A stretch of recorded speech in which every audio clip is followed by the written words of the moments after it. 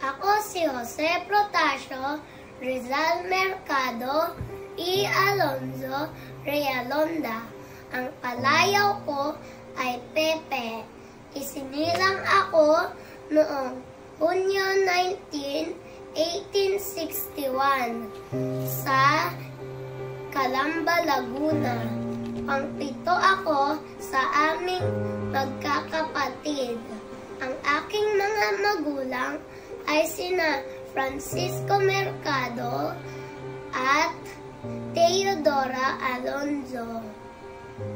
Nag-aral ako sa iba't ibang paaralan sa Pilipinas at Europa. Nagtapos ako ng iba't ibang kurso. Kilala rin ako bilang isang intelektual at manunulat. Ako ang may akda ng nobelang Noli Me Tangere at El Filibusterismo na nagbukas sa mga mata ng mga Pilipino tungkol sa kalupitan ng mga Kastila sa bansa. Dahil dito, itinuring ako banta ng mga Kastila. Ako ay inaresto at nahatulang barilin sa Bagong Bayan. Apunte!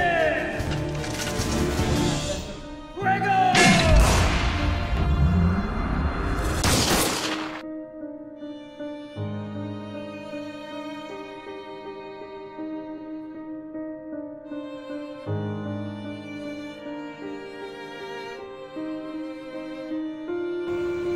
Ako si Dr. Jose Rizal na nag-iiwan sa inyo ng mga katagang ang hindi marunong magmahal sa sariling wika ay higit pa sa hayop at malansang isda.